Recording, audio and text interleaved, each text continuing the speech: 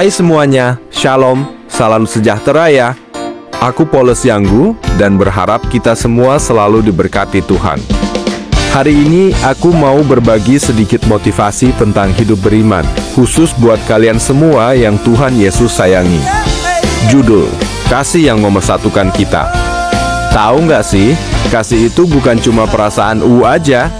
Kasih itu kekuatan super yang bisa menyatukan kita semua. Di dunia yang sekarang ini, banyak banget perbedaan yang bikin kita terpecah. Tapi kasih itu kayak jembatan yang menghubungkan hati kita satu sama lain, nggak peduli kita beda suku, agama, atau latar belakang. Kasih itu bukan berarti kita lemah loh. Justru, kasih itu kekuatan besar yang ngasih kita keberanian buat hadapi apapun. Karena kita tahu, kita nggak sendirian. Kita punya Tuhan, dan kita juga punya saudara-saudari seiman yang selalu ada buat kita. Yuk, kita saling mengasihi seperti kita mengasihi diri sendiri. Jadilah saluran kasih Tuhan buat orang-orang di sekitar kita. Dengan begitu, kita bisa ikut membangun dunia yang lebih damai, penuh kasih dan persatuan. Tuhan memberkati kita semua. Amin. Berikut beberapa ayat Alkitab yang berbicara tentang kasih, dikelompokkan berdasarkan tema untuk memudahkan pemahaman kasih Allah. 1 Yohanes 4 ayat 8, Barang siapa tidak mengasihi, ia tidak mengenal Allah.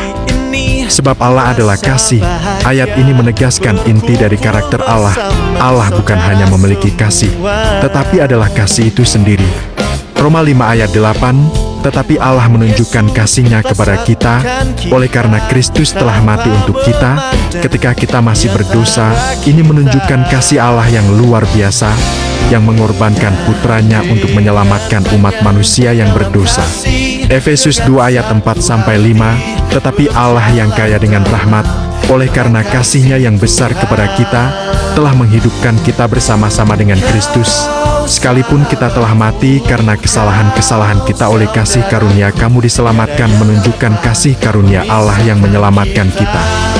Kasih terhadap sesama, Matius 22 ayat 37-40.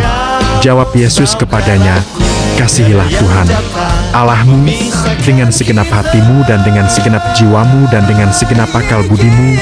Itulah hukum yang terutama dan yang pertama, dan hukum yang kedua, yang sama dengan itu, ialah kasihilah sesamamu manusia seperti dirimu sendiri. Dasar perintah kasih yang menjadi inti ajaran Yesus. Yohanes 13 ayat 34-35. Aku memberikan perintah baru kepada kamu, yaitu supaya kamu saling mengasihi, sama seperti aku telah mengasihi kamu. Demikian juga kamu harus saling mengasihi. Dengan demikian semua orang akan tahu bahwa kamu adalah murid-muridku, yaitu jikalau kamu saling mengasihi. Yesus memberikan perintah baru ini sebagai tanda pengenal murid-muridnya. 1 Korintus 13, pasal ini sering disebut sebagai bab kasih, yang menggambarkan sifat-sifat kasih yang sejati.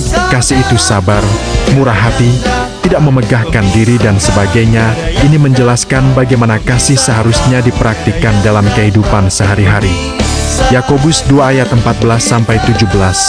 Apakah gunanya, saudara-saudaraku, jika seorang mengatakan bahwa ia beriman, tetapi ia tidak berbuat apa-apa? Dapatkah iman itu menyelamatkannya? Jika seorang saudara atau saudari tidak mempunyai pakaian dan kekurangan makanan sehari-hari, dan seorang dari antara kamu berkata kepada mereka, selamat tinggal, kenakanlah pakaian yang hangat dan makanlah sampai kenyang, tetapi kamu tidak memberikan apa yang diperlukan oleh tubuh mereka, apakah gunanya itu? Demikian juga halnya dengan iman. Jika iman itu tidak disertai perbuatan, maka iman itu pada hakikatnya adalah mati. Kasih yang sejati diwujudkan dalam perbuatan. Ayat-ayat ini hanya sebagian kecil dari banyak ayat Alkitab yang membahas tentang kasih. Mempelajari dan merenungkan ayat-ayat ini akan membantu kita untuk lebih memahami arti dan pentingnya kasih dalam kehidupan Kristen. Semoga bermanfaat. Tadi ayat Alkitab menceritakan tentang kasih Tuhan.